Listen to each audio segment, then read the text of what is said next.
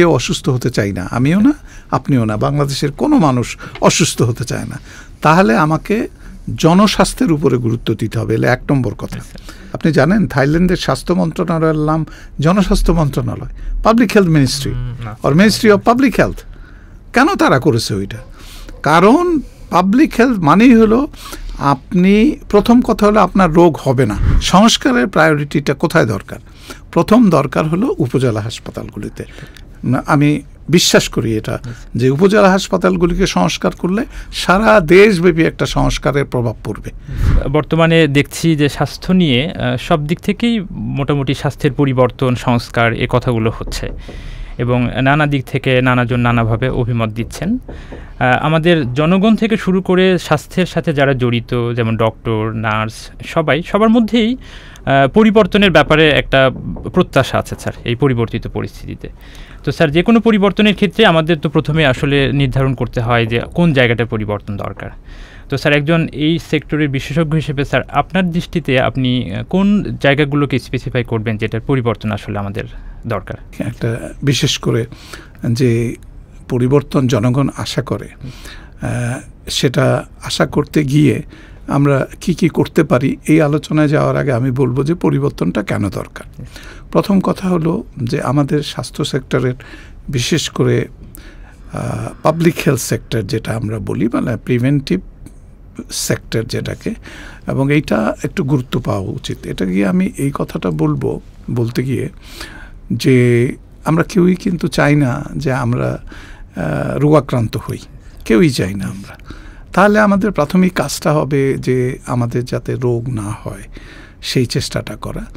পরবর্তী কাজটা হলো রোগ যদি হয়ই তাহলে প্রাথমিক অবস্থায় তার চিকিৎসা করা, যাতে এইটা আরও গাঢ় না হয় বা আমরা যাতে ক্রনিক কোনো কিছুতে সাফার না করি এবং পরবর্তীতে হয়তো ঝুঁকিপূর্ণ জীবনটাই হয়ে যায় এবং অনেকেই মৃত্যুবরণ করে সেই সময় আমরা জানি।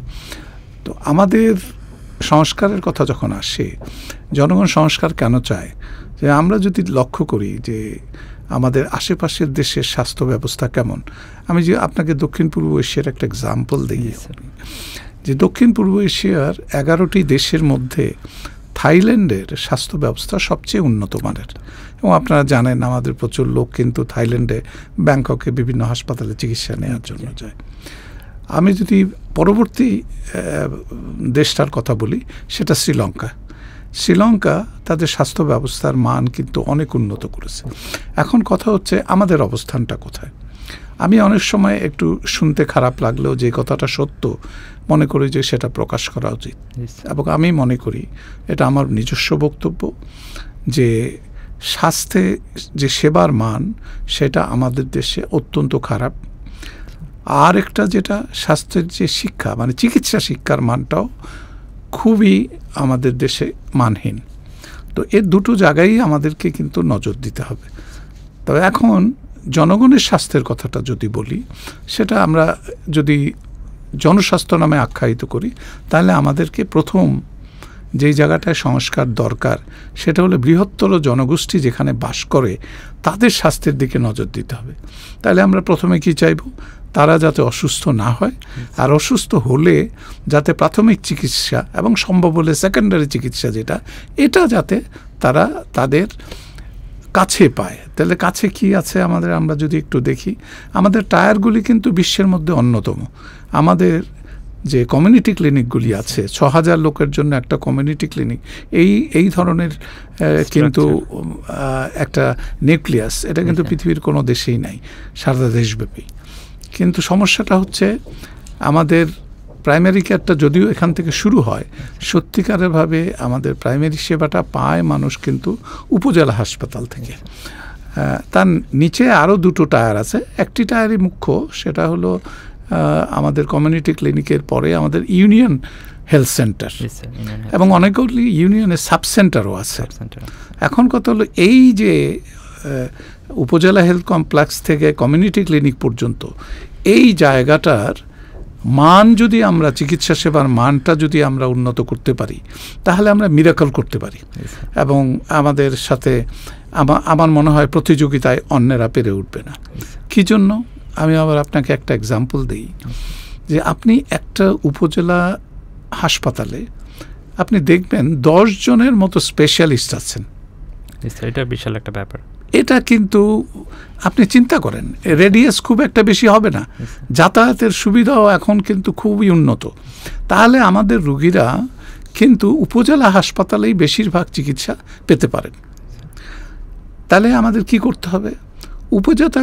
উপজেলাগুলির যে স্বাস্থ্যসেবার মান, সেইটাকে যদি আমরা উন্নত করি এবং আমাদের আগামী দিনের যে সংস্কার, সেই সংস্কারে যদি এইটা প্রাধান্য পায় এবং এইগুলিকে যদি স্ট্রেংথেন করা যায়, শক্তিশালী করা যায় এবং মানসম্মত করা যায়, পাশাপাশি এইখানের যা প্রয়োজন সেই জায়গায় যদি আমরা কোনো ঘাটতি না রাখি, তাহলে কিন্তু আমাদের দেশের সর্বাঙ্গীনভাবে আমাদের একটা বৃহৎ জনগোষ্ঠীর স্বাস্থ্যসেবা আমরা খুব সুন্দরভাবে কিন্তু দিতে পারি।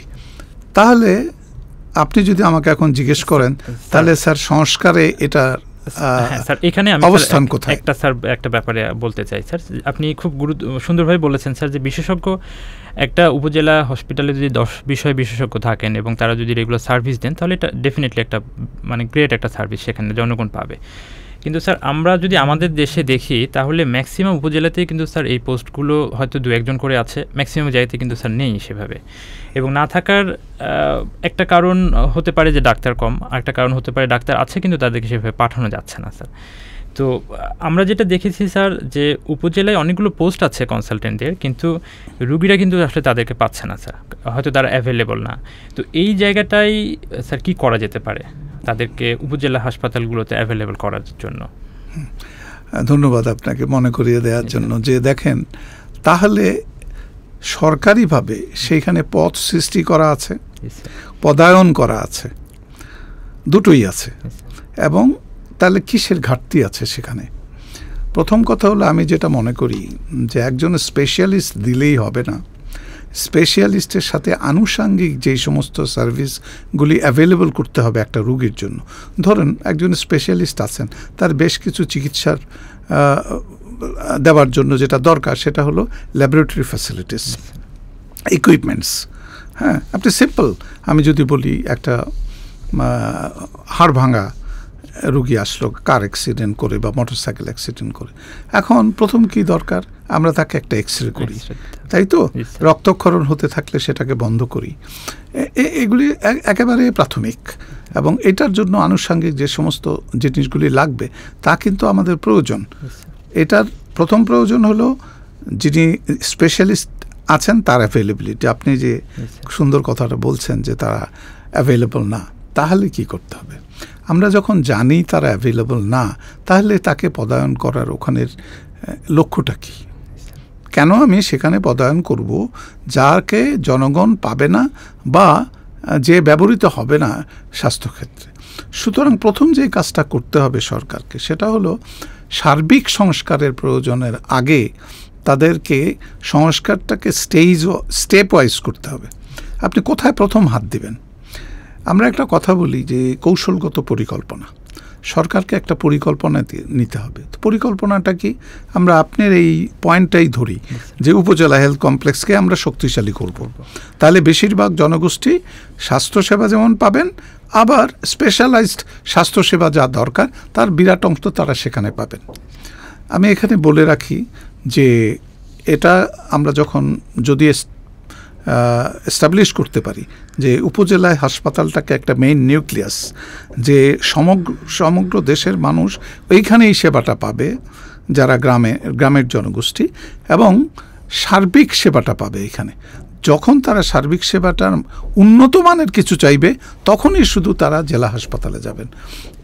আর সেখানে জেলা হাসপাতালে যখন সেখানকার অ্যাভেলেবল সার্বিক সেবাটা পাবেন, তার চেয়ে উন্নত সেবার প্রয়োজন, তখন তারা যাবেন হলো বিশেষায়িত হাসপাতাল। যেমন আমাদের অনেক অর্থোপেডিকের কথা উদাহরণ দিয়েছি, আমাদের অর্থোপেডিক কিন্তু টারশিয়ারি হসপিটাল আছে, তাই না? সুতরাং পঙ্গু হাসপাতাল যেটাকে আমরা বলি, সিমিলারলি আমাদের আরও কিছু হাসপাতাল আছে যেখানে এই বিশেষ সেবাটা তারা নিতে পারবেন যদি আমরা জেলা পর্যায়ের উপরে দিতে চাই। তাহলে আমাদের শুরুটা করতে হবে কোথায়? শুরুটা করতে হবে উপজেলা হাসপাতাল থেকে। তাই সেই শুরুটাতে আমরা যদি উপজেলা হাসপাতালগুলিকে শক্তিশালী করতে পারি, বা এখন যে শক্তিশালী থাকলে আরও শক্তিশালী করতে পারি, এবং সেখানকার যে জনবলটা সেটা নিশ্চিত করতে পারি, আর আনুষঙ্গিক তাদের প্রয়োজনীয় যন্ত্রপাতি, পরীক্ষা ইত্যাদির যে সমস্ত জিনিস আছে সেইগুলি যদি পূরণ করতে পারি, তাহলে আমরা কিন্তু একটা ছোট্ট একটা ইউনিট উপজেলায় আমরা পেতে পারি, যেখানে জনগণ সার্বিক স্বাস্থ্যসেবাটা পাবে। সুতরাং আমাদের প্রায়োরিটি, যখন আপনি সংস্কারের কথা বলছেন, সংস্কারের প্রায়োরিটিটা কোথায় দরকার? প্রথম দরকার হলো উপজেলা হাসপাতালগুলিতে।